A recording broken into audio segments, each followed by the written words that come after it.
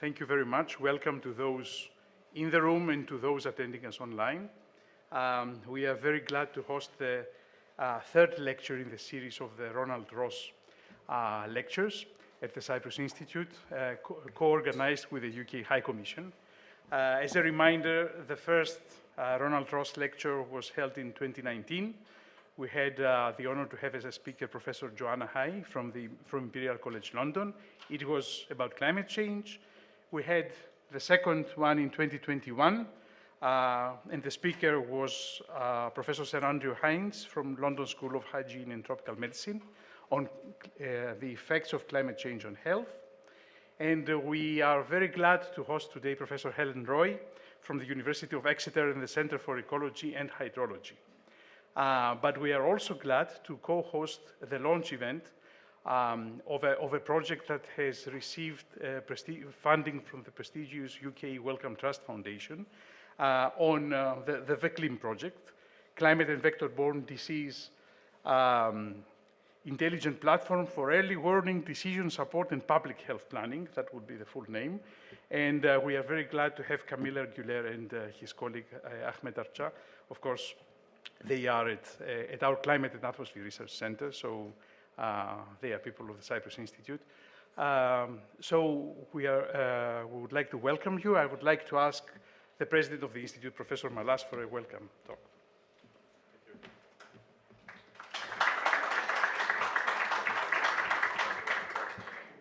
Good evening, everybody. Deputy Commissioner, welcome. I'd like to welcome some colleagues here. We have here two former presidents. It's probably not very often, but our colleague George Christophidis is here too. Welcome, George. So we're delighted to have you here, Helen. Now, I am to the biology side of science, and whenever we have somebody talking about biological creatures, I'm very delighted. But of course, that shows that when you study phenomena like climate change, Commissioner, welcome. When you study phenomena like climate change, here we study the atmosphere and non-living creatures. You're studying living creatures and how you call them alien species, invaders. So, of course, invaders are carrying diseases, and these are indicators of what's happening in the atmosphere. And of course, Cyprus, I believe, is now challenged. Recently, we had an invasion, which is some species of insects, which I believe are quite critical to study, and our institute is probably going to help. Now, I noted that Camille received a prestigious award from Wellcome Trust. Camille has been with me before he got a BSc degree when we are building vectors, DNA vectors, to generate genetically modified animals. I've followed him ever since, and he's done great, and I'm very pleased that he's bringing here in the Institute a very prestigious award. To receive a Wellcome Trust award is prestigious. I also take pride of it because I was the first generation of graduates in the UK to receive a prestigious personal award. So that's how I did my PhD, and it pays well, I have to tell you. So we're delighted as an institute to be able to have access also to these funding opportunities, and I hope this continues. And we're also delighted that Helen is developing this synergy with us because cross-disciplinarity is the foundation of science in this institute, and we hope to be able to build on that in the future. Welcome. Thank you.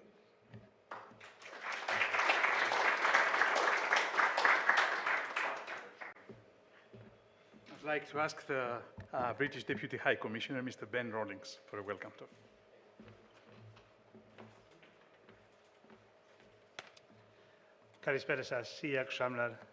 Good evening, everyone. It's a huge pleasure to add a few words of welcome myself to the latest event in the Ronald Ross Lecture Series.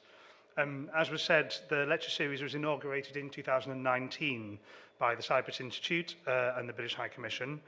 as a welcome addition to what's already a very rich web of links between the UK and Cyprus in the fields of education, science, innovation and research.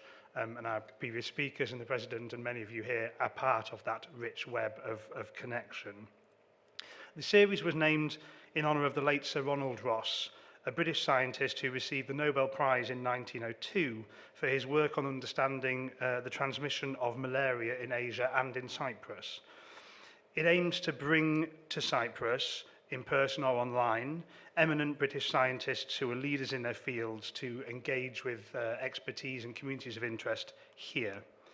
And we're absolutely delighted to have Professor Roy here with us today, an award-winning ecologist and entomologist, award in MBE for her service to biodiversity, research and science communication, and a great example of the expertise that we like to bring here through the Ronald Ross series.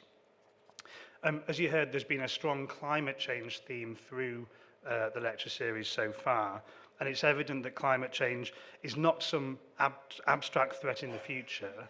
It's a very real and present threat now. The impact of climate change is not just on a global scale. The immediate effects are being witnessed locally. Here in the Eastern Mediterranean, we've experienced rising temperatures leading to hotter, drier summers, wildfire, increased drought, deteriorating air quality, and adverse impacts on agriculture and marine ecosystems.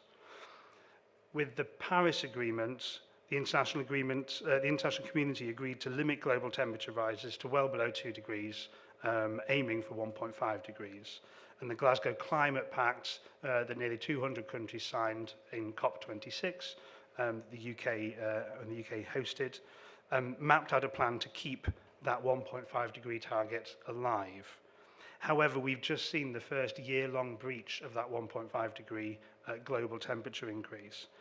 And this, fortunately, experts tell us this is not yet an irreversible breach in those targets, but it should be another huge warning, as if one is really needed, that the window to prevent the worst impacts of climate change is rapidly closing, and it needs action now. The impact of climate change goes beyond extreme weather. It's already driving migration, it's driving conflict. It's having a devastating impact on biodiversity, which is an ill in itself, but in turn drives further climate change and puts food and water supply at risk. Biodiversity underpins the health of our planet and therefore the health and sustainability of human society. And climate change and biodiversity loss can increase the risk of regional and global health crises. I think it's a sobering thought that the massive disruption and loss of life that we saw recently through COVID is not just our recent past, but an example of the kind of thing we need to act and prepare to mitigate in the future. But this is an esteemed audience with great expertise, and I'll let you into a secret. As diplomats, we're expected to be able to speak about anything, but actually our depth of knowledge is very low, and I will not insult the expertise of this audience by trying to talk any more on your topics, particularly when we're blessed with such expertise as we have this evening. So I'll just end with some special thanks to Professor Helen Roy for coming here today, and also to Dr. Camille Ergüler and Dr. Ahmet Archer for the work and what you'll present to us today. Also, warm thanks to Professor Zachariadis and the events team for the overall coordination of tonight, to Professor Malas and the Cyprus Institute for the partnership on the Ronald Ross Lecture Series and putting together tonight's event. And finally, of course, to all of you who are here this evening and joining us virtually for your time, I wish you all an insightful, enjoyable and productive evening. Thank you.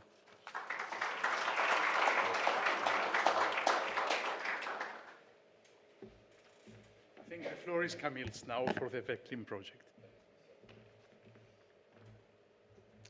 Thank you very much.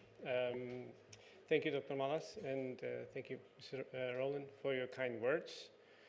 This is not my presentation.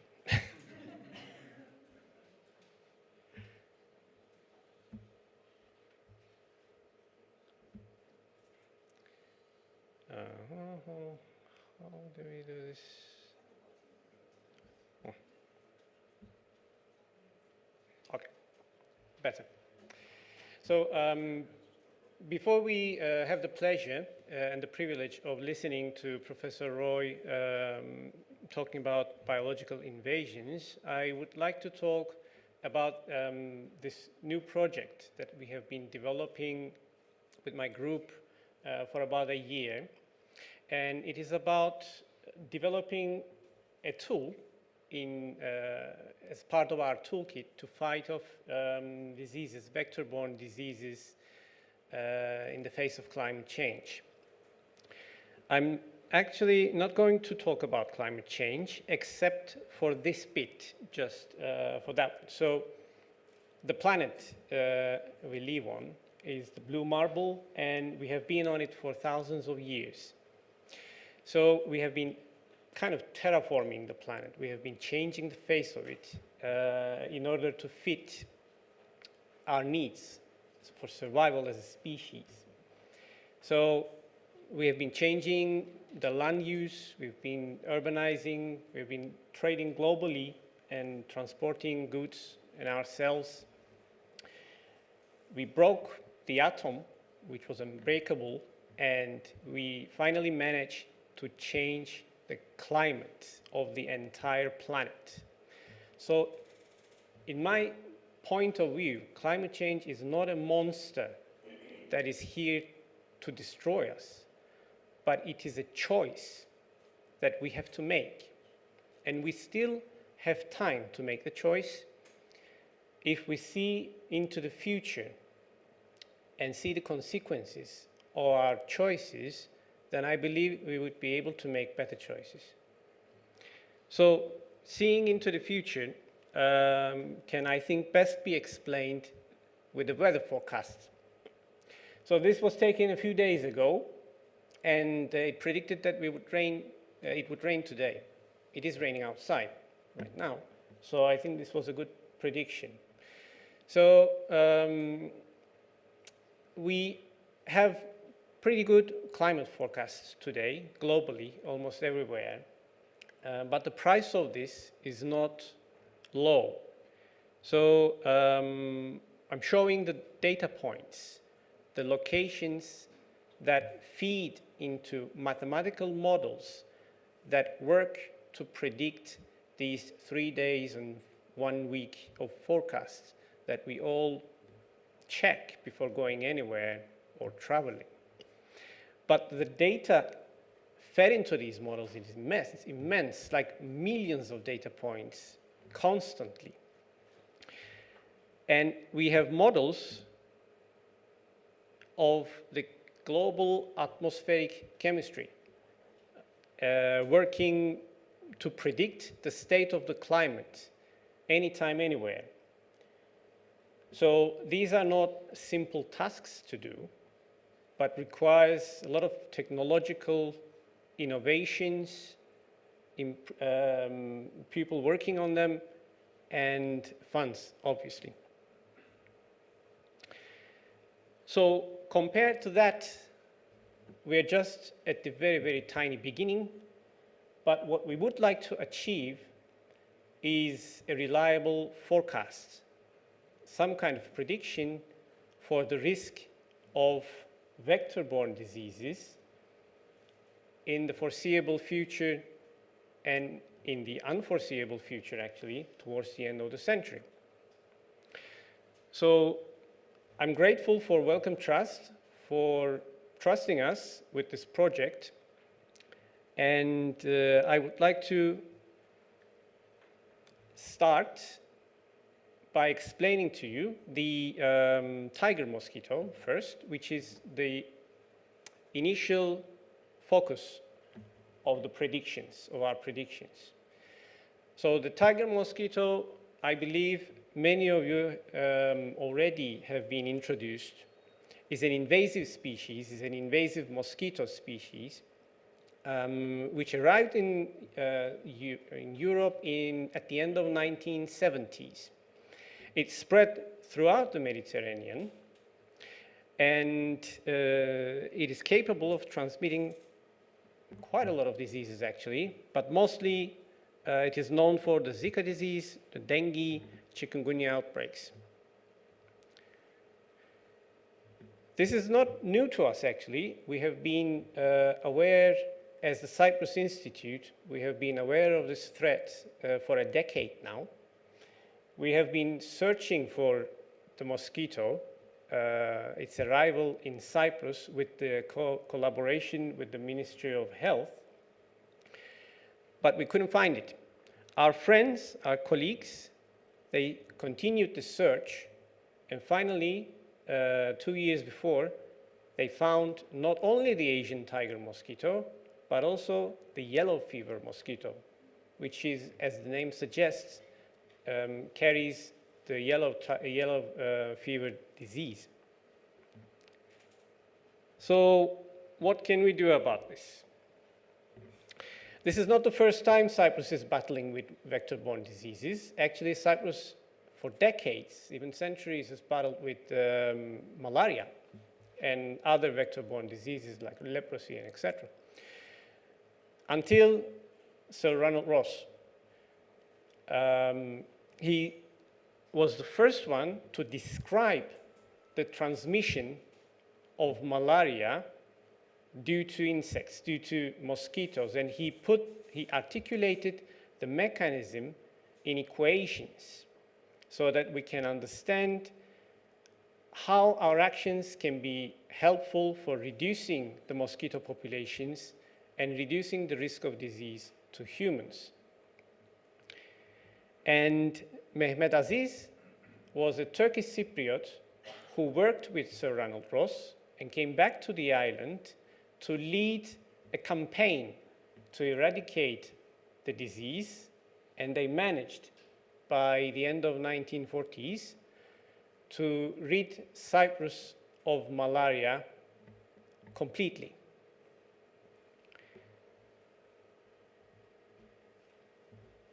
So the little problem with that was that they used harsh methodologies, which was necessary and justified at the time, like the use of DDT.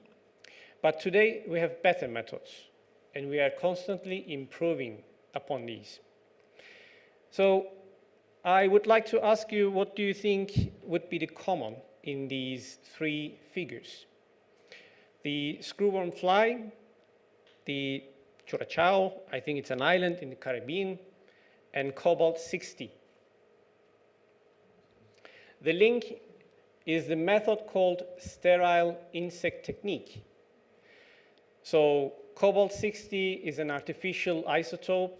It's a radioactive material. It decays in a certain time, I think about 5-6 years, and it produces gamma rays. These are used to sterile mosquitoes, in this case, the screwworm fly, and especially the males are quite effective in finding females and not killing them, but mating with them without producing any offsprings. So this is one of the techniques that we have at the moment, which was developed in 1950s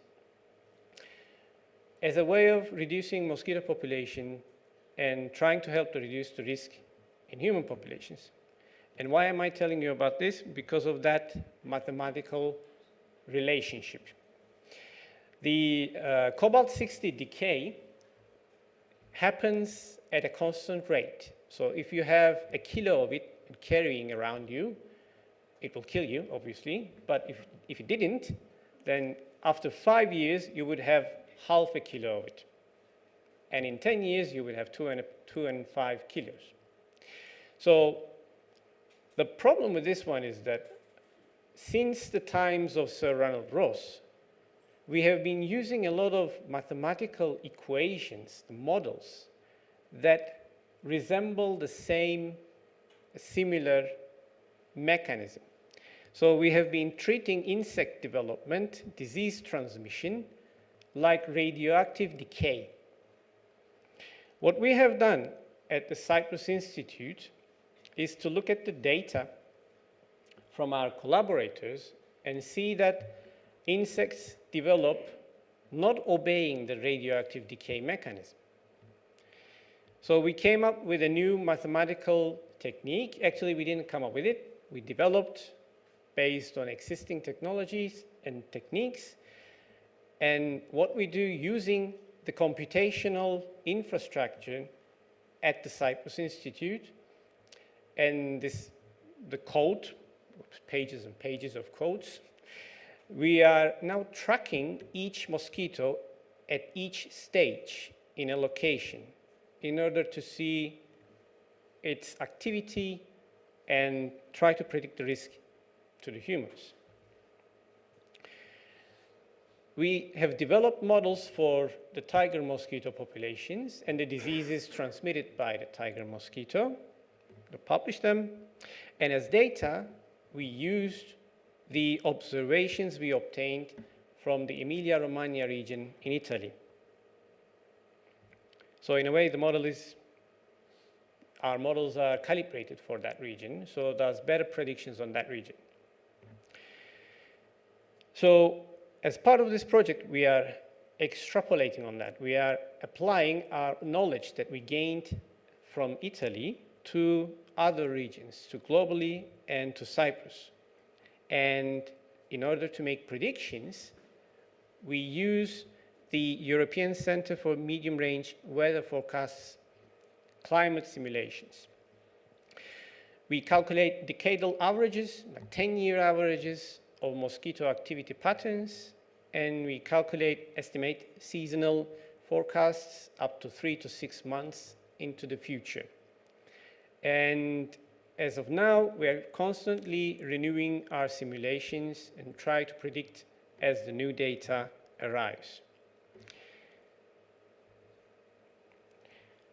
So we will show you the website in a while, but before that, I'm introducing a few indicators that we came up with in order to show the beginning and end of the active season of mosquitoes.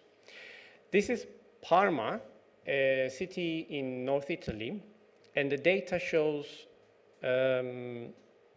the egg-laying activity of mosquitoes in the region. So the dots, the points, are the actual observations, and the line, the red and yellow line, is our model predictions.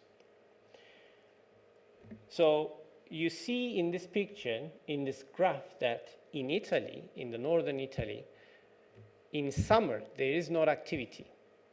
So it's almost zero. What you will see, if you browse the program, is slightly different pattern for Cyprus, and I would like to draw your attention to that. Before coming to that, I shouldn't get ahead of myself. There is also the disease transmission, which is explained by this very complicated graph, but follow it. So we introduce one infectious person, could be someone of your relative coming with a plane, and you meet with them, and we simulate that infection for 60 days and calculate the average number of people that this imported person infects in 60 days and have it as a number there on the graph. So when you browse the system and see indicators like outbreak probability, outbreak impact, this is what it means. So the probability of one importation to lead to second and third infectious cases. And the impact would be the average number of people affected. So if this number is high, we would expect an outbreak. If it is low, then there's a lower chance. We like to compare regions rather than coming up with absolute numbers. For example, the maps show relative average activity, and you can compare how Cyprus does compared to the northern Italy. If Cyprus is equally likely to have an outbreak than the northern Italy, or anywhere, basically. And I would like you to watch this carefully.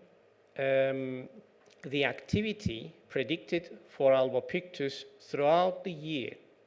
And you will see that the activity appears at different times through the year, going further up when the weather gets warmer, and at the end of the season, decreasing again. But it's always colorful around the Mediterranean. So we always expect activity in Cyprus, in Egypt, in Lebanon, Israel, in Spain and Algeria. And this is extremely important, first, to validate this with data and to take precautions, because the general advice in Europe is to stop monitoring during winter because they wouldn't expect to find any. But our predictions argue the opposite, that we should always monitor in Cyprus. This is one of the graphs, the predictions that we have at the moment for Limassol, and we know that the mosquito is trying to establish itself in Limassol and Larnaca regions. We have this bimodal activity predicted for the region, which means that it becomes too hot and too warm in summers for the mosquito to live. And how you can interpret the forecast is that the decadal averages show the expected pattern, and you can see, for instance, with the red line in here, whether we should expect this year to have more vector activity than the decadal average. And we can show this at different places throughout Europe, one by one. So the cold regions up north tend to have just one mode, but the warm Mediterranean regions tend to have more than one mode. I'm not sure about this. I'm showing this to you, but I would like you, especially the experts, to go and validate this, because it's not a one-way thing. Just because we have the models doesn't mean that we don't need to do anything else. And just because we have one model doesn't mean that it's the best. So please, if you are in a position to collect data, prove us wrong so that we can improve our models. I don't have it. Okay, I'll continue. So Albopictus, the tiger mosquito, is not the only interest of us. We have a long-standing problem of leishmaniasis in Cyprus too. So we are also interested in sunfly modeling, and we have developed this model with a very high resolution weather research forecasting model, and combining it with data collected from Cyprus.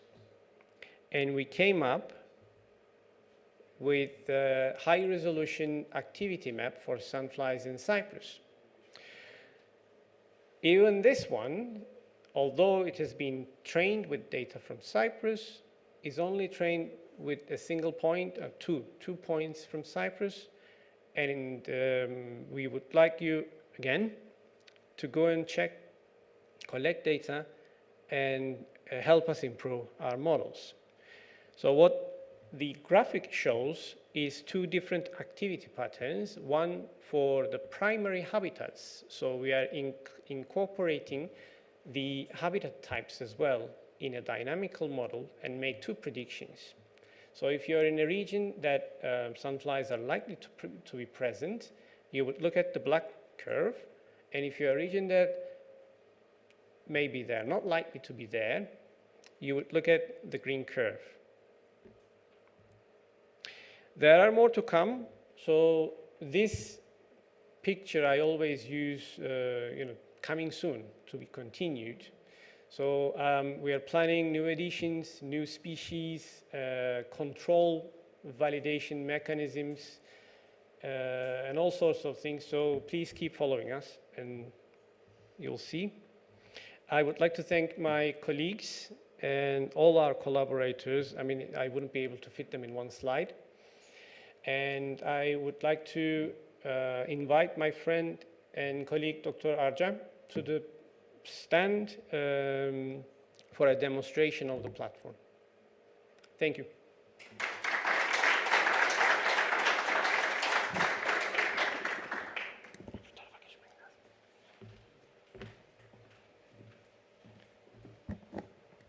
So we minimize this. And Chrome.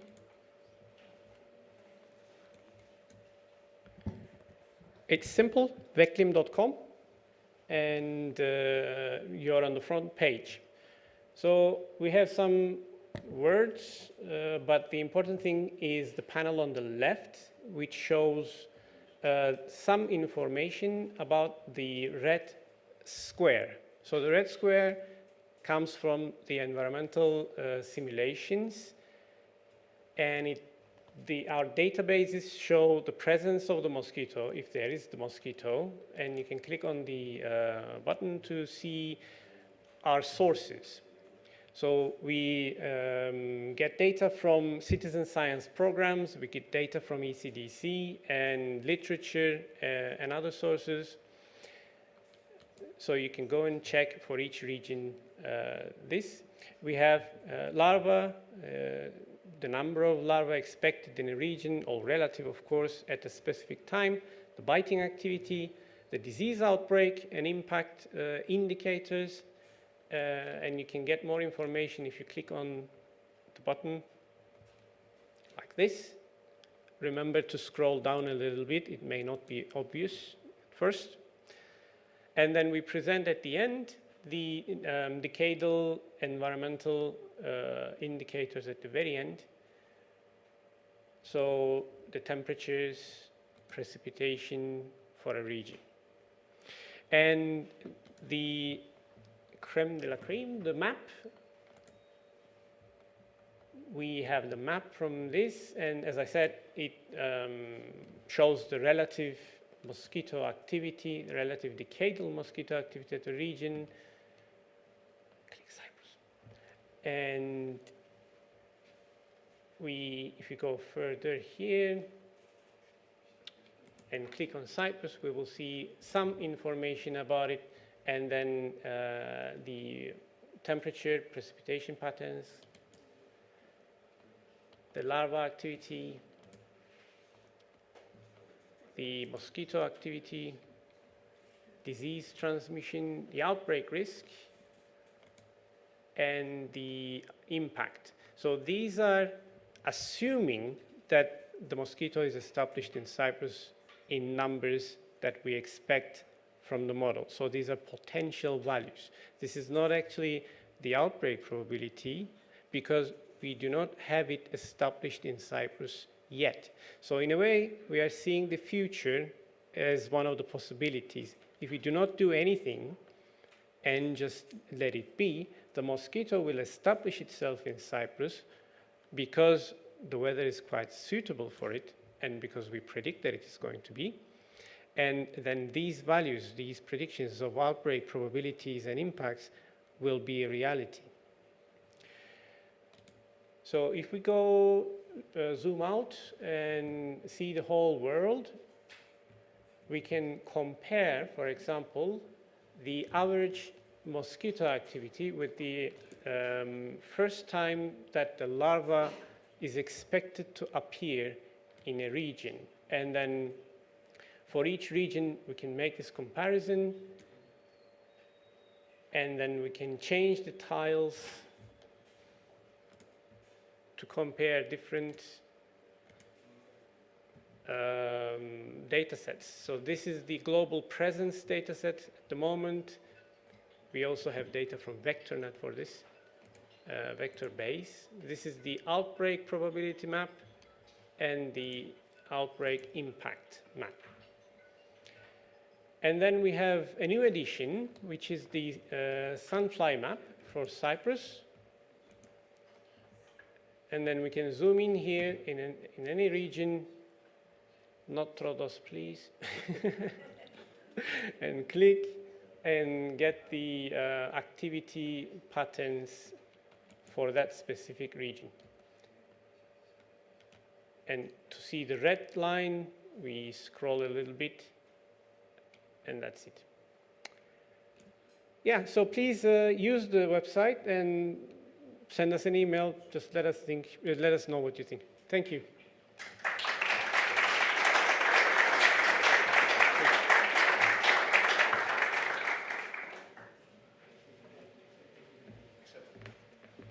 Thank you very much. Congratulations, and thank you for this impressive talk and demonstration. And I think now it's the time for Professor Helen Roy to deliver her talk.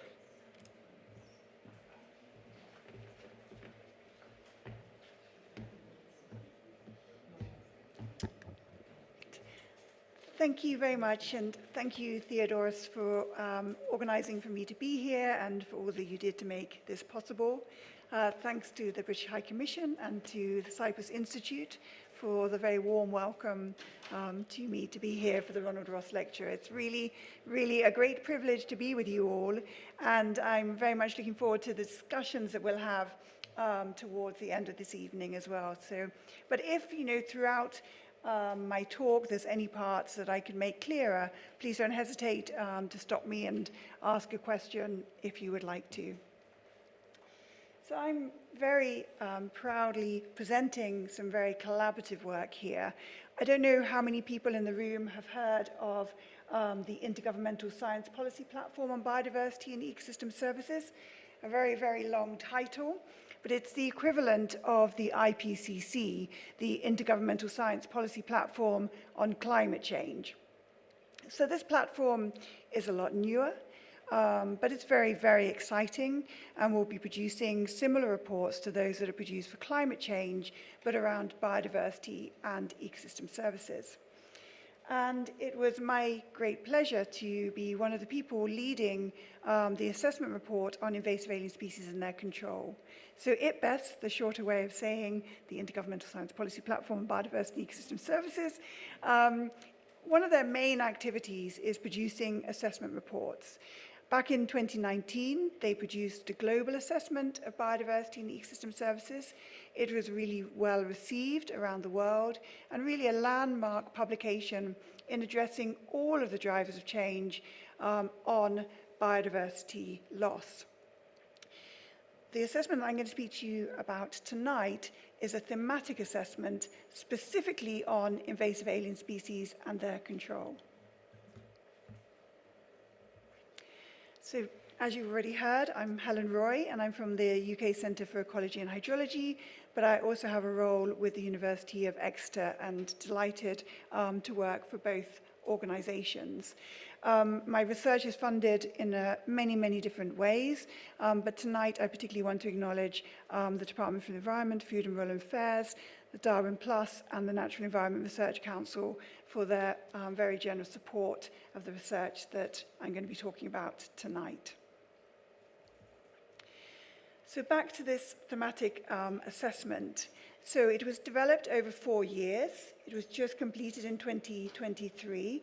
But actually, the history of it goes back before that, because essentially there are people who write a scoping document to kind of make the outline and the map, to make the request for what they want to see within this thematic assessment. And then the experts are convened, we all meet and we work together, and we synthesize a huge amount of information. And Kelly Martineau, who's here in the audience as well, was one of the lead authors. Joanna and Katerina, also in the audience, were contributing authors to this assessment. They're truly collaborative endeavors. So in 2019, the assessment began.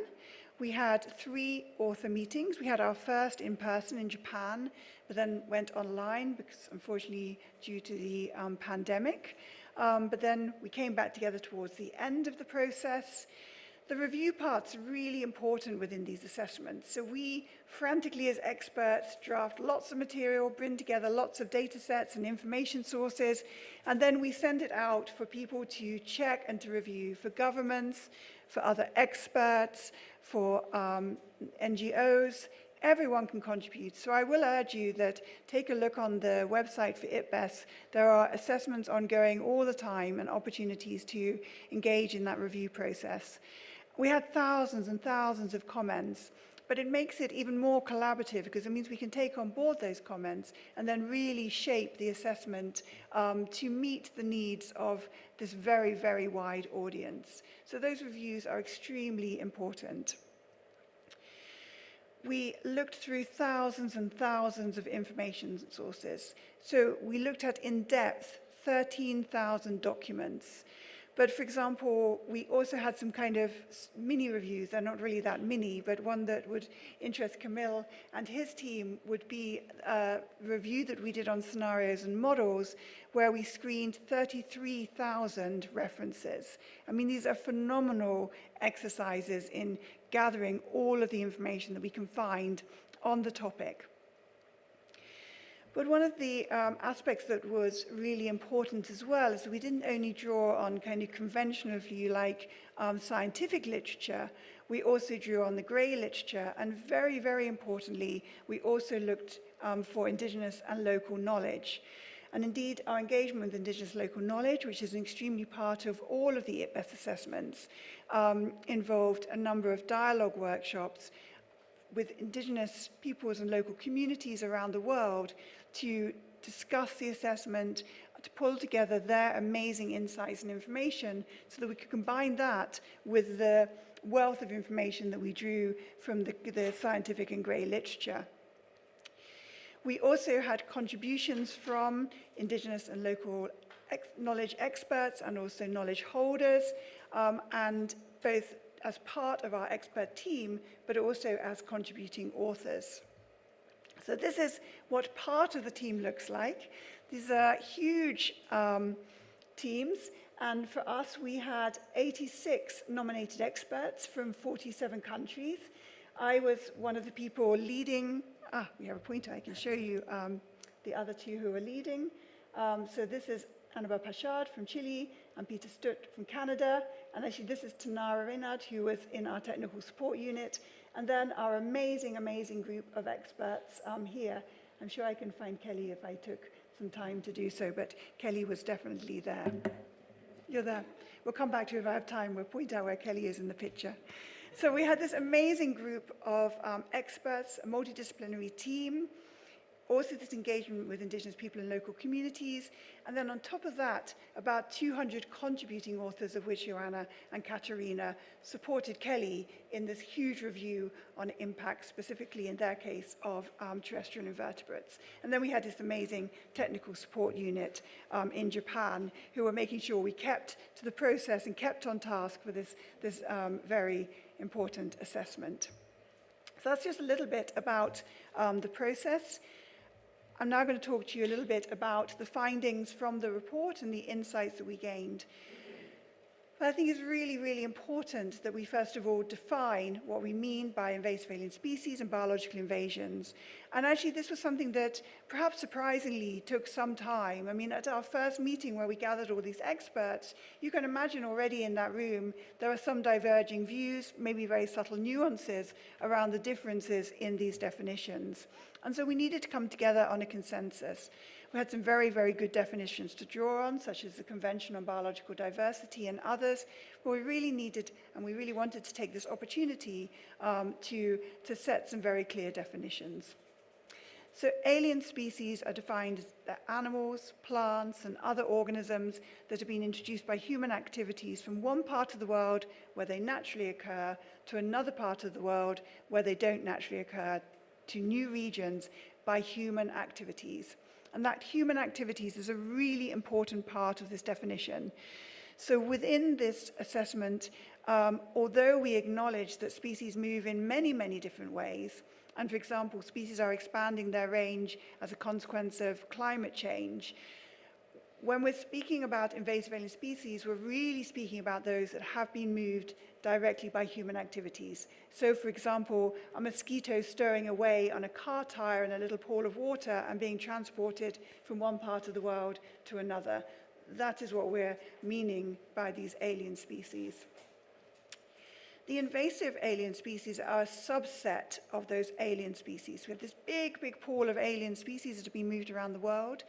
and then this smaller group of them, a small proportion of them that establish, so that is they go on to have reproducing populations, they sustain their populations, and they begin to spread, and they have negative impacts on nature. And many of these invasive alien species also have negative impacts on people. And you can just see the variety from the sort of photo montage on the side there of these different species.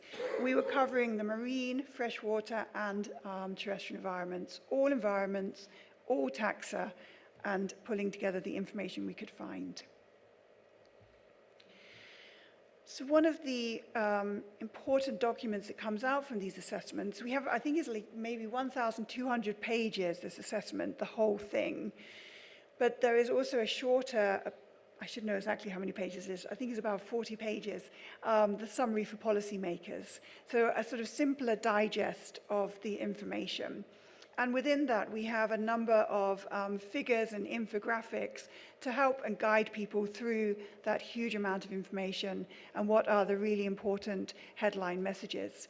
And this is one of the infographics showing the definition of the biological invasion process and also the definition of these different stages of the species going through that invasion process, from being a native species to arriving in a new region after it's been transported by humans as an alien species, establishing, reproducing, beginning to spread, and maybe in some circumstances becoming an invasive alien species. And the biological invasion process is showing the process of way in which these species are transported, introduced, established, and then spread. So going into the findings of the report, and some of them aren't surprising, but it's just that this provides the real evidence, huge amount of evidence to really back up perhaps some of those things that we had already known or already speaking about. So we know that people and nature are threatened by invasive alien species in all regions of the world. Wherever you go, people will be threatened by invasive alien species, and indeed nature as well. We pulled together a huge data set of alien species, and it includes about 37,000 established alien species which have been introduced by human activities around the world. We know actually that figure is going to be higher because there are a number of reasons why there's lags in that data set. Maybe it's to do with the fact that we're a little bit slow in detecting a species or reporting a species. And so we know that that is our figure for which we have this evidence of these species having arrived in a new region through human activities. This figure is going up currently at about the rate of 200 new alien species every year worldwide. And then if we look at that huge pool of alien species and the ones that are causing some kind of problem, having some kind of negative impact, about 3,500 invasive alien species have a negative impact on nature and also people. We also extracted the information for the numbers of invasive alien species on the lands of indigenous peoples and local communities, and it's about 2,300 invasive alien species. And this graphic over to the side here is really highlighting how some of these species have impacts on nature, also on nature's contributions to people. So nature's contributions to people, as some of you may know, this is ecosystem services, or this is just the benefits we're getting from nature. So for example, pollination. An insect providing a pollination service is benefiting us by giving us the food that we may want to eat. So these are impacts on those kind of services. And also on good quality of life. So human health impacts would come under that good quality of life impact category. And so you can see that some of the species, we have evidence, for example, the chytrid fungus, of having impacts on nature. So this is a fungus that affects amphibians and has caused huge and devastating global extinctions. Some of the other species, for example, the red imported fire ant there, is known to have impacts on nature, nature's contributions to people, and also good quality of life. And then perhaps really concerning, and I will say the first part of my talk is quite sort of doom and gloom. It does brighten up at a later stage, just so you know there is some hope on the horizon. But we know that current policies have been insufficient in managing biological invasions and preventing and controlling invasive alien species. So we did a huge review of policies from all around the world, and most countries have targets, about 80% have targets for the management of biological invasions within their national biodiversity strategies and action plans. But a very high proportion, 83% of countries, don't have any national legislation or regulations that could support meeting those targets. And nearly half of all countries, 45%, don't invest in management of invasive alien species. So therefore, they can't meet those targets. And just to give you a few numbers on impacts and the impacts of these invasive alien species, and this is work that Kelly was very much involved with, undertaking a structured review to look for every documented impact they could possibly find of an invasive alien species in some category or other. And they looked both for the negative impacts, but also for any positive impacts as well. So acknowledging that all of these invasive alien species have a negative impact. So 100% of them will have a negative impact. But then we can look at, of all of the impacts that they have, what proportion are positive and what proportion are negative. And of course, a huge negative impact is a global species extinction. And invasive alien species are a major contributor to global extinctions of species. So 60% of all global extinctions have invasive alien species implicated in one way or another. They are either the only cause of that extinction, or they are the cause alongside perhaps climate change or land and sea use change. That's a staggering and concerning figure. We also looked at the global annual costs of biological invasions and came up with this figure of more than $423 billion. But, I mean, that seems to me a big number. I'm not really particularly money-orientated, but it seems like an awful lot of money to me. However, we know actually it's only the tip of the iceberg because there are so many costs that we can't add into that, intangible costs. The cost of somebody having to spend more time weeding their pastures in order for their cattle to graze. They are the kind of costs we cannot capture into that figure. So it really is the tip of the iceberg, and we know that there are many, many costs associated with invasive alien species. And then from these positive and negative impacts that we documented, overwhelmingly, these species are having negative impacts. So 85% of the impacts on nature and good quality of life are negative, and 80% of the impacts on nature's contributions to people are negative. So these species are overwhelmingly having huge negative impacts. We also looked at trends over time from that big data set of 37,000 species that we compiled.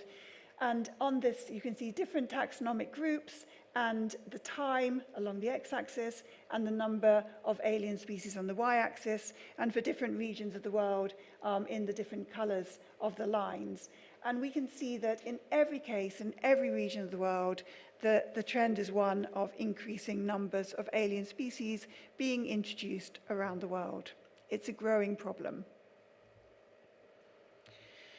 So we are very much at the heart of the problem. It's our activities that are facilitating the transport, the introduction, the establishment, and the spread of invasive alien species. And we've made some predictions around what's going to happen if things remain unchanged.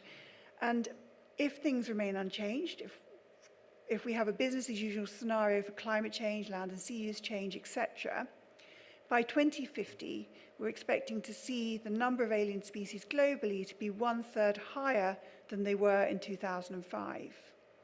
However, things aren't staying the same. We're not seeing a business as usual scenario. At the moment, we're heading very much to a very much worse situation. And if climate change worsens, if land and sea use change pressures are even greater, then we will see an even greater problem from invasive alien species. All of these drivers interact with one another and amplify the effects of the other. Indeed, we only have to think to the really harrowing or very recent fires that we've been seeing in South America, but then last summer, for example, in Hawaii. Those wildfires are driven by climate change, but also the fuel of alien grasses that would not be in those regions were it not for human activities introducing them. And they really provide that fuel for those fires and exacerbate the risk associated with climate change and invasive alien species. So we know that invasive alien species are having very complex and sometimes difficult to predict interactions with these other drivers of biodiversity loss. But now we move to the more positive part. So though we are very much at the heart of the problem, we're also at the heart of the solution.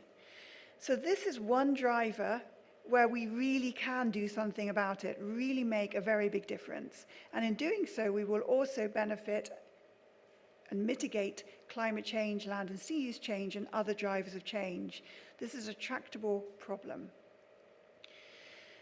There are many different ways in which we can address biological invasions. The most important one is to prevent their arrival in the first place, and I'll come to that in a while. But we have three very broad management options. We can manage pathways of introduction and spread. We can manage target invasive alien species. We can manage the mosquitoes when they arrive at the particular place at which they arrive.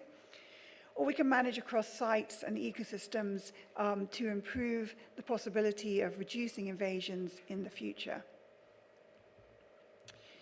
And again, this is a bit of a complex diagram. I won't go through it in a lot of detail. That comes again from the summary for policymakers, just showing how we can implement different management strategies at different stages of the invasion process. So the idea is really we want to prevent their arrival at all in the first place before they become very, very widespread, when really then it becomes very much a case of just controlling them wherever they are, and perhaps moving towards some restoration to try and limit the spread. And also to acknowledge that management is very different in marine systems compared to terrestrial systems or freshwater systems that are closed, such as lake systems. In the marine environment, really at the moment, prevention is our only option. Preventing their arrival is our option that we have. We have more options available for terrestrial and freshwater systems. So yes, prevention is the most important and the most cost-effective way of managing biological invasions. And pathway management can include strictly enforced import controls at the pre-border, border and post-border, and also then measures to address escape from confinement.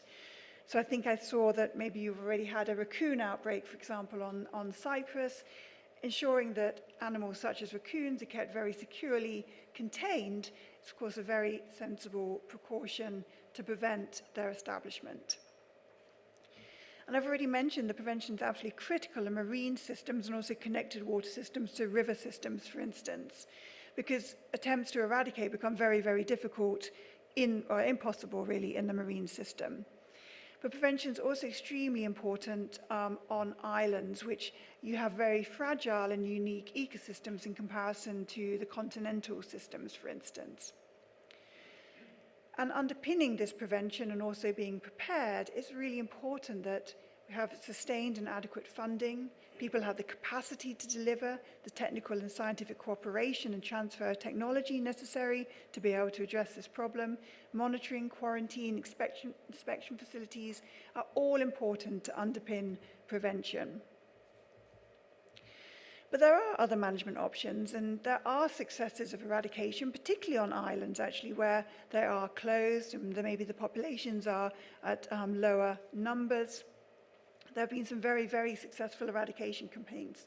Actually, Kelly and I were in Anguilla last year, and we saw how they had eradicated rats from one of the islands, one of their offshore islands, and now the seabird populations are amazing there, really, really flourishing. But not just the seabird populations, that's also leading to vegetation changes as well that are beneficial, the reversion towards more natural, if you like, vegetation systems.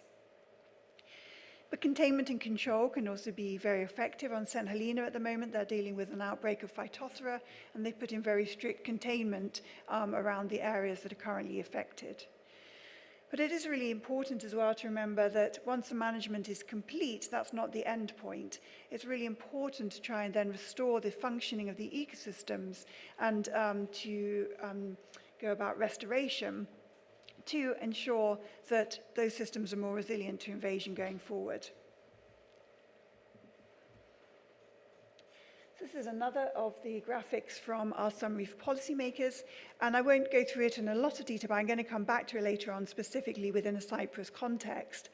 but just to show that we can really make ambitious progress in addressing biological invasions with integrated governance. And essentially, integrated governance involves a variety of strategic actions, largely meaning we should all work together, we should all cooperate, share technologies, raise awareness amongst the public and others of the threat of invasive alien species so we can all get on board and help with this problem. But it's important that there are a variety of properties in place, that we have robust and good institutions, such as the Cyprus Institute, that we are responsive, we have effective implementation of the actions that we know are possible, and also that we are inclusive and equitable. So this is how the summary for policymakers looks, and really the summary from within it is that there is compelling evidence for immediate and sustained action. This is not something we should just keep talking about and then do something about further on in the future. We should be doing something now. It's going to get more and more and more costly the longer we delay action. And if we have sufficient resources and long-term commitment, then preventing and controlling invasive alien species really is an attainable goal, which will have long-term benefits for nature and also for people. I just thought I'd mention, because after you produce one of these reports, you then have the experience, or I had the experience along with the coordinating lead authors of the assessment, to go before 143 governments, as it was in the case. And we had about 40 hours of discussions with these governments, going through the summary for policymakers word by word, line by line, to get agreement from all of the governments of the findings of the report. And I'm delighted that there was unanimous agreement and approval of the assessment report, and that enables the countries to then go back and take it to the relevant people who may be able to act on those findings. So it's the first comprehensive global report on invasive alien species and their control. It provides the best available evidence that we have, critical analysis and options for governments, societies, indigenous peoples and local communities, the private sector, and indeed anyone who wishes to address the issue of biological invasions. So we're very hopeful that these findings will be useful in terms of helping to achieve some of the international targets. And we saw in 2022, the Global Biodiversity Framework agreed, the Montreal Global Biodiversity Framework, which has a target 6, specifically on invasive alien species.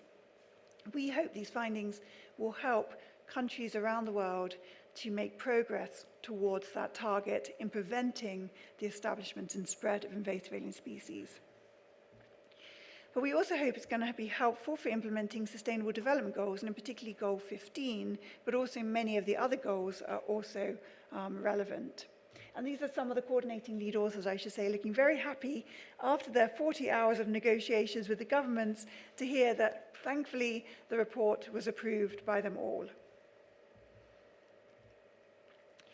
We're also hoping, though, that this report will support sharing of information within and across countries. That was one of the big headline calls from within it. And we've already heard that the Global Biodiversity Information Facility, which shares information on occurrence of species, is going to be ramping up their activity around information to specifically tackle invasive alien species. Another aspect that came out very strongly, which of course is not surprising, we don't have even capacity all the way around the world to be dealing with invasive alien species. And this report calls on us all to share our capacity to support one another in addressing the problem, and particularly supporting developing countries to do so. We had a press release and a media launch and a big celebration when the report was agreed, and raising awareness is really important. Science communication is extremely important.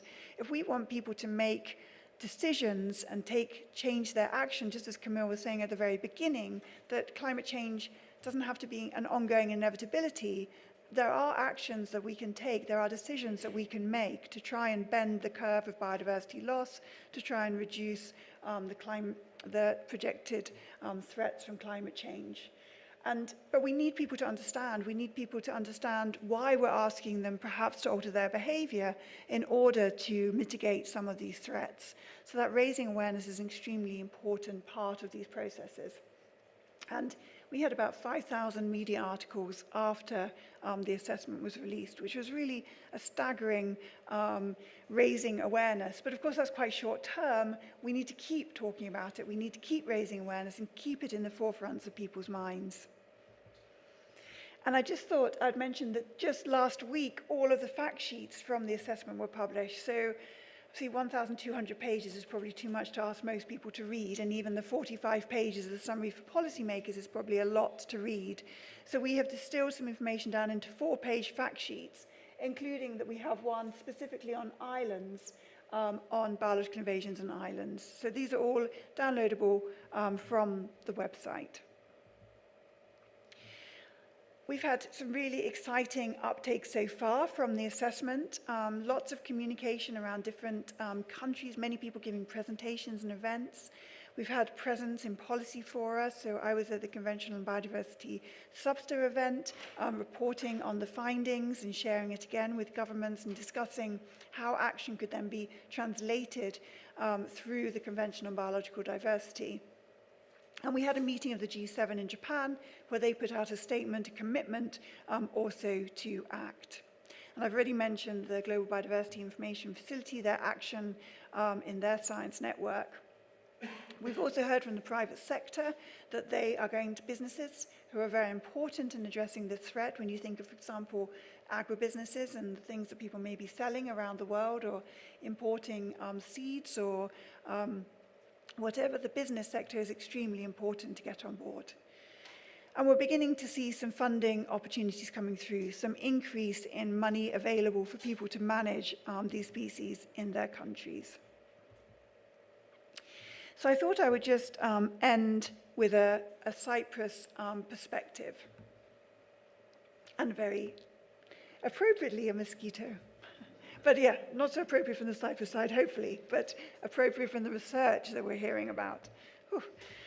So I just want to as well take a moment to celebrate the collaborations that I've had over the years with people here in Cyprus, and particularly Kelly and her team at the Joint Services Health Unit, the Vector Ecology and Applied Entomology Group. And we are really fortunate to have had this funding through Darwin Plus to support a number of early career researchers to be doing a whole variety of different projects, a lot in relation to invasive alien species, and some not on invasive alien species, but there always is some kind of link. And I notice as well Camille acknowledging the Joint Services Health Unit for the research that they're doing. We are all connected in one way or another, and I think that is just so important in terms of, you know, these are huge problems we're trying to address. It's so inspiring to see Camille's presentation and thinking about global distributions, global climate change and species distributions, and how that then translates to a place, a smaller place in one part of the world, and the impacts on people. And these collaborations are extremely important. So thank you to all of the team. Now, I thought I'd just highlight, and I can't in the time we have available talk to you about all the work that we have done together, but I've now lost count of how many times I've been in Cyprus, but I think it's 10. And every time I come back, I say to Kelly, I feel like I'm coming to another home. I always have such a very warm welcome and enjoy the work so immensely. So it's always such a great, great pleasure. But one of the things that we have been doing is collating information on alien species. And Kelly began this work with Agira Zenitos from Greece through a cost action, an EU cost action, and then applied for a Darwin grant. And we had a few years to really add some more information to check it. And then we've had Yakaros Demetrio working with us to do even more work on this system. So we now have this amazing data set that I'm sure would be of interest to others in the room who may wish to model or do other things with this data. But it's also an important information source for governments, for instance, for decision makers.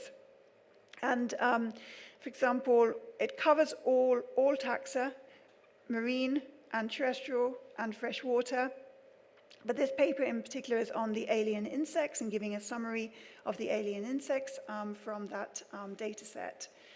And what I will also say from that project is it was inspired by a data set that we had for all of Europe, but the need to then be able to have more information specifically for Cyprus and to look in more detail and a better resolution. And having carried out this work for Cyprus collaboratively led by Kelly and also Jodie Payton, one of my colleagues, we are now doing the same work for all of the UK overseas territories. So there are another 13 overseas territories alongside the sovereign base areas here. So it's really been an inspiration for further research, and that's an ongoing project that Kelly and I are now working on. And it's no trivial undertaking to gather all of this information together, so congratulations to the team. We've also already heard with Camille speaking around the mosquitoes, for example, the impacts and interactions with alien species and human health. And I was really fortunate this week, the last couple of days, to be at a workshop in Akrotiri in the Environmental Education Centre, which is, of course, an amazing place to visit and doing amazing work in raising awareness and educating people. The team there, Sophie Kula and Eleanor, just incredible, led by Thomas. And we had our workshop over there for a few days on One Health and monitoring biodiversity and zoonoses and thinking about some of the new technologies. And it was great to see some of you there as well. We had a very good time. But it takes me back to, I'm not a human health expert at all. I'm really very much an ecologist and a biodiversity scientist. I'm passionate about insects, about biodiversity, particularly about ladybirds actually, but that's another talk another day. But Kelly drew me into the work on human health, and we were invited to write a chapter where we could combine our knowledge on invasive alien species and human health, and so we wrote this chapter together. And then we had already been doing some horizon scanning. Back in the UK, we had begun to make some predictions about what could be the next species that might arrive in the UK and pose a threat to biodiversity and ecosystems. And we developed an approach to do that and to use our best available knowledge, but also to bring together experts and use a process of expert elicitation.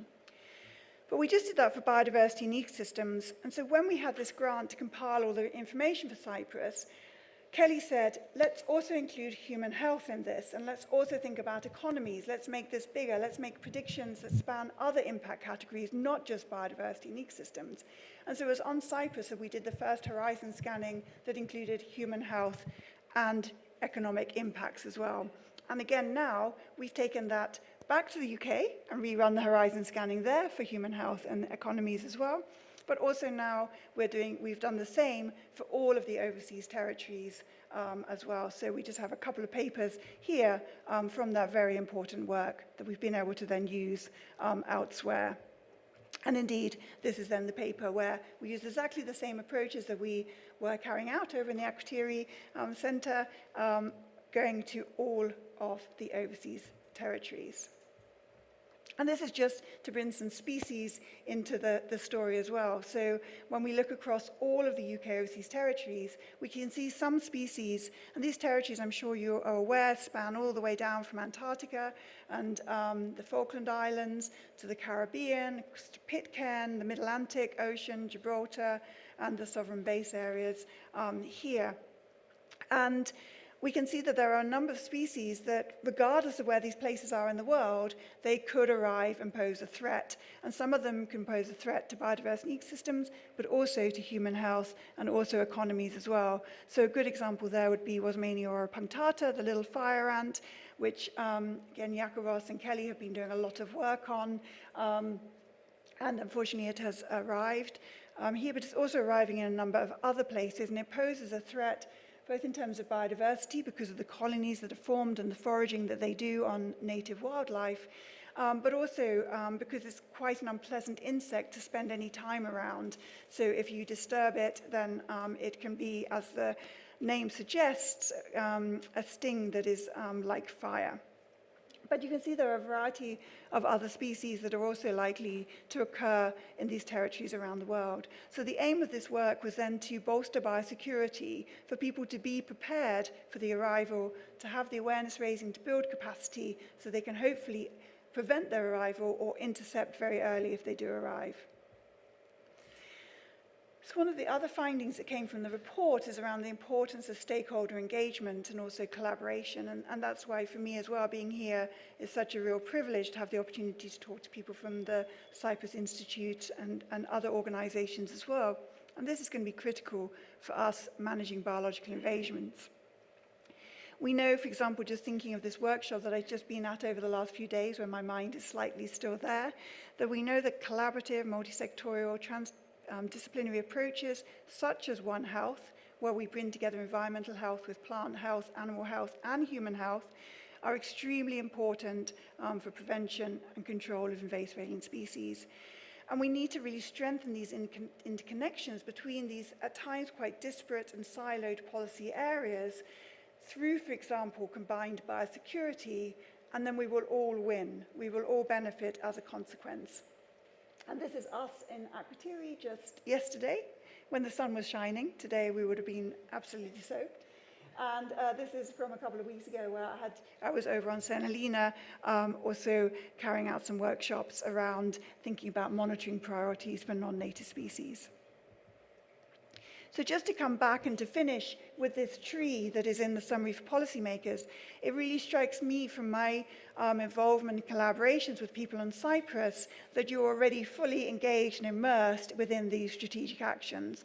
Coordination, collaboration, national implementation, sharing efforts and commitments, policy coherence, engaging broadly, innovations, which it's just beautiful to see the website that Camille presented, research, environmentally sound technologies, and we saw how important it is to move from the days of the DDT, of course, to these more environmentally sound approaches to managing some of these problematic plants and animals, and also supporting information systems. And of course, there's always more that we should be doing. And through our collaborations, I really have great hope that we will address the threat of invasive alien species. So thank you all very much for listening.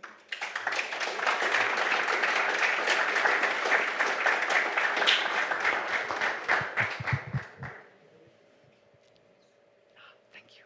You're free to take questions. I can take questions. Perfect. Any questions?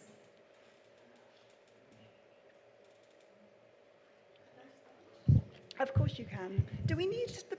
Shall I just relay your question for the people there? If you tell me it, do I... Oh, no, there's a microphone. Okay, welcome. Congratulations for a very interesting presentation. Thank you. Well, it's a pity not to have a question, so I'll make one.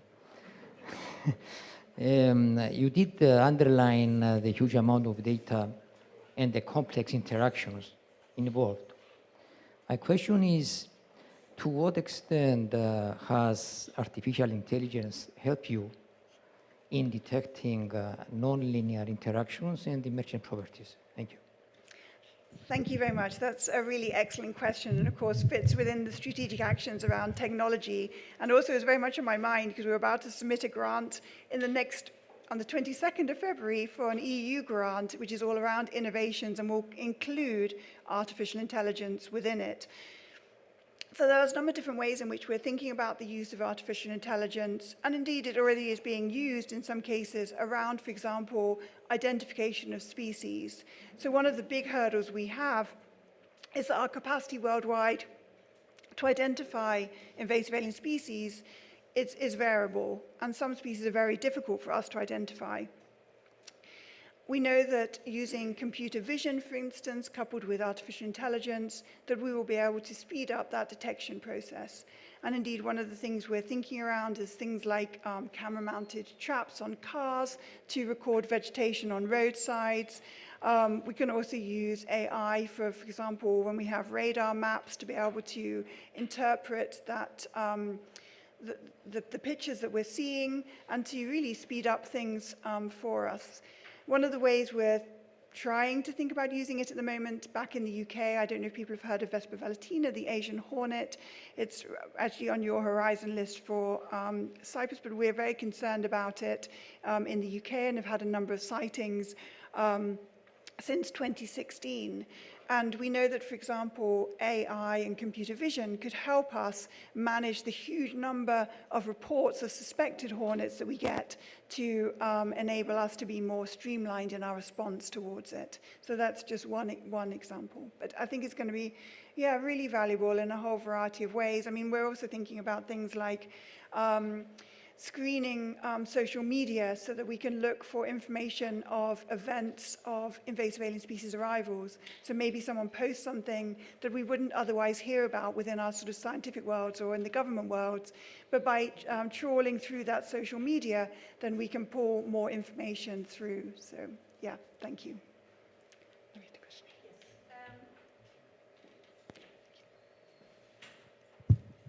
Some years ago, I served as EU Commissioner for Health for 2 years. One of the biggest challenges that I had to face was about an invasive species called pinewood nematode, which was imported apparently from China through a wooden furniture. And it, of course, affected their pine woods. And it was one of the biggest challenges because it spreads very easily.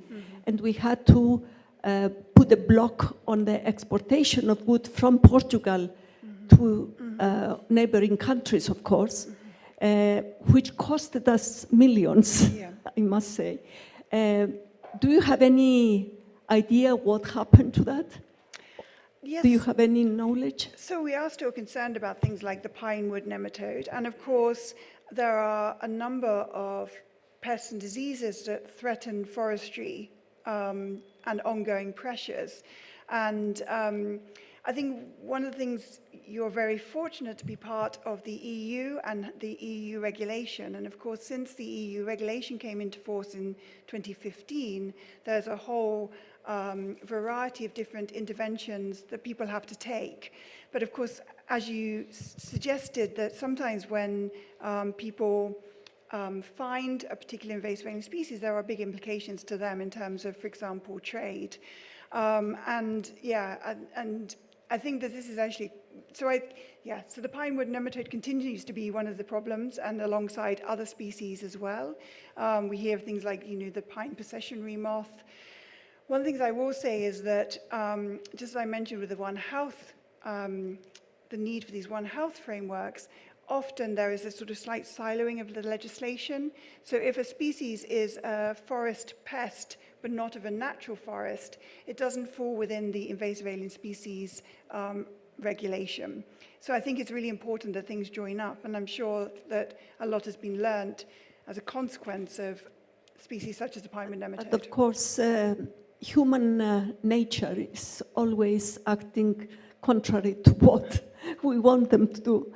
For example, when we put so many restrictions in the trade with Spain through the land, they were blackmailing or just bribing the officials on the borders in order to issue false certificates that they have gone through the treatment that we asked them to implement. And therefore, it was very, very dangerous, Yeah, well, I mean, another thing I will say around in terms of raising awareness, so another project, again, actually, that Kelly and I collaborated on with a number of other partners around Europe, was a European Commission-funded project to develop and co-design communication materials with various sectors. Because I think actually it's really important that different sectors realize the magnitude of the threat of these species and their responsibility for ensuring that they take appropriate action. So we, for example, worked with pet traders, we worked with people within the angling industry, forestry industry, people who are moving soil from one place to another. And we got very fascinating insights from sitting around a virtual table, as it was, because it was through COVID. We had lots and lots of discussions and came to a sort of shared understanding of the threat and then co-designed these materials. You can Google, it's called Beware of the Aliens, the campaign. It's within the ASIN website, a European Commission website, and they put all of those materials there. But I think what's really important was the ownership that came from those sectors. And I think that's what needs to happen. You need to have these sectors really understanding the magnitude of the threat and really working with us and with others to address the problem, because everyone has to be an honest broker in this, otherwise it's not going to work. So when someone's importing a plant, for example, it needs to truly be that plant and not be some other plant that has some other label, which can happen as well. And I think it's really important that we do have this shared responsibility. And I think that's not only within sort of sectors like agribusiness or within forestry or whoever it might be, but also us as individuals in terms of our responsibility as pet owners. So we don't release our terrapin or other animal that into the wild. And I think, you know, that sounds a straightforward thing to say, but really some pet owners don't realize that that's not a good thing to do. And it's not good for the animal, for its welfare, but it's really not good for the environment. But they may well be thinking this is the best thing in the world to do. I don't know if you have noticed, but in the main avenue of Nicosia, Makarios Avenue, they planted many years ago all these ficus trees. Yeah. And if you notice, all the pavements are in terrible stage because of the roots. Yeah. And now, of course, it's too late to take them out because they are so much grown. You should invite Yakubos Demetriou from Kelly's group over to speak because he has studied the, yeah, he's been looking at the insects in the figs and the, We all planted them. yeah. Thank you very much. There's a question just at the, thank you very much for your excellent questions. Hi, thank you very much for a very enlightening presentation. I was wondering about where do you draw the line for defining something as an alien invasive species, specifically when it comes to pathogens? Yeah. Like because I saw you're mentioning, so like the chytrid fungus, for example, Yeah. that is a pathogen that is obviously affecting frogs and animals like this. But there is plenty of evidence that some fungus are causing human infections due to climate change. Are they also within the scope of invasive alien species? Can we extend that, for example, to viral infections as well? Yeah, really, really excellent question. And one of the outputs from the assessment is several tables with knowledge and data gaps in it. And the microbial world comes out very high in terms of being knowledge and data gaps and a need for further research. And actually, again, another paper that Kelly and I worked on together was looking at alien pathogens. And exactly as you're asking, how can we go about making some of these definitions? Because one of the things that if you were to go in and have a look in any kind of detail in these databases I've spoken about, you will notice microbes are absent pretty much. There might be a few. And it's because we're really struggling with grappling with what is an alien when it comes to a pathogen. Often we don't know its origin, for instance. We don't know what's happened as it's traveled around the world in terms of how it's moved around. So there are some examples where we know, for example, the chytrid fungus that was carried, for example, among different routes on the footwear of the researchers, for instance. And so we know that, sometimes these pathogens are moving with us through our human activity in the soil on our boots or on the soil on a car tire. But sometimes we don't know. And that makes it very difficult within these definitions. But we wrote this paper with the hope that we brought together vets, we brought together people who work on insect diseases, the vector people, plant pathogen people, amazing experts in the room to try and make some predictions about what are going to be the next big alien pathogens that we should be worrying about. And we realized we couldn't do it because our knowledge gaps were so vast, we just could not begin to come up with a list. So all we could do is come up with why we can't come up with a list. And one of our real big things is we need more baseline information. We need to have a better understanding of these pathogens and of their provenance, for instance, and how they're moving around the world in order to be better informed. Of course, we shouldn't wait for that knowledge and that information before we act on some of the diseases that we know are problematic, regardless of where they've arrived from. And sometimes, of course, we know that when there's an alien vector involved, that can also make it a little bit more simple in terms of where we place the problem, in terms of whether it is a biological invasion or some other kind of problem. But I think that is an important point, that it doesn't really matter sometimes how the species has arrived. if it's an alien pathogen, if it's a pathogen regardless of its alien status and is causing a problem, of course it should be addressed. Sure, because I was thinking, I mean, one way of looking at COVID-19 would be as the ultimate alien invasive species, right? Yes, and indeed we include within our first chapter some information around that. And I think that is the other, another important aspect is that we can learn so much from, in terms of when we're thinking in terms of transdisciplinary research, we can learn a lot about the spread of alien species from the spread of disease. So me as an ecologist, I can learn a huge amount from the epidemiologists and disease modelers around how species move and what the patterns of those movements might look like. And you're quite right. In many regards, COVID is the ultimate in terms of the invasive alien species. Can I ask you,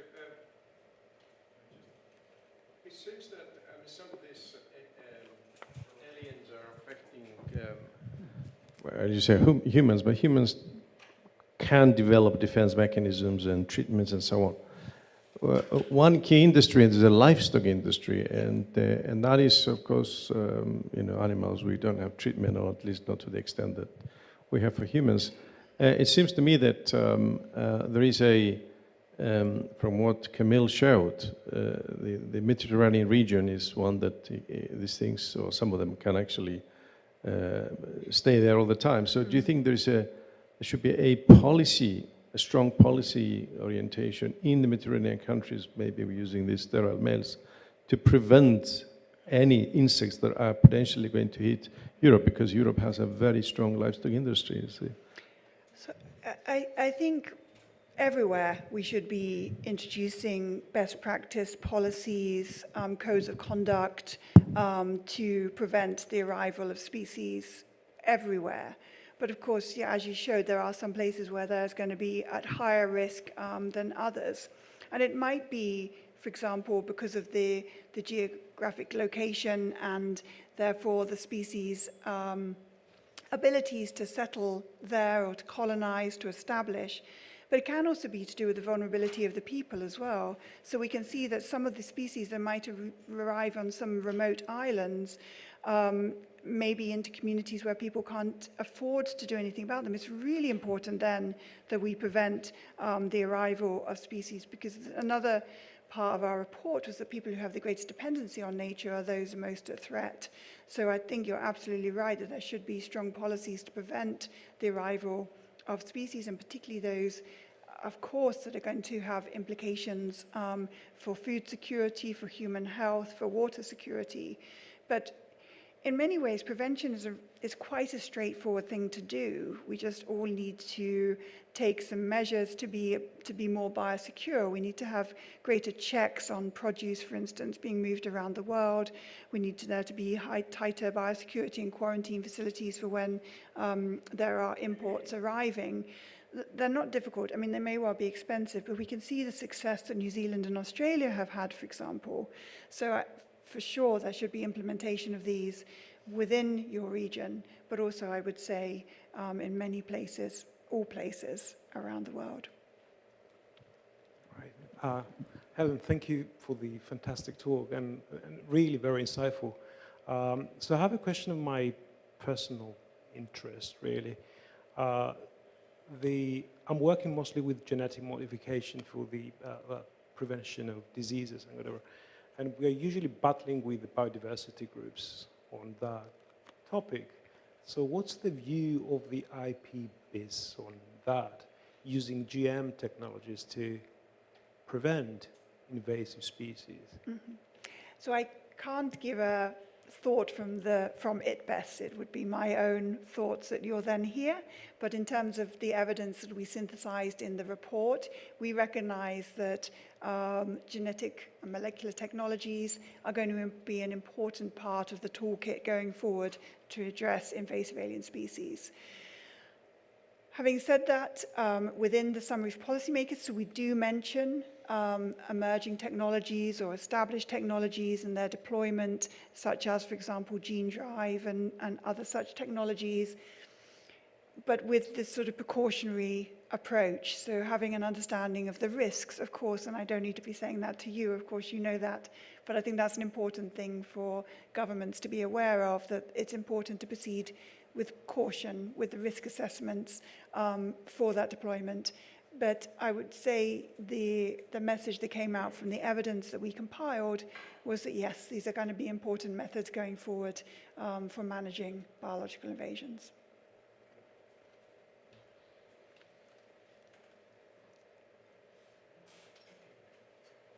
Thank you.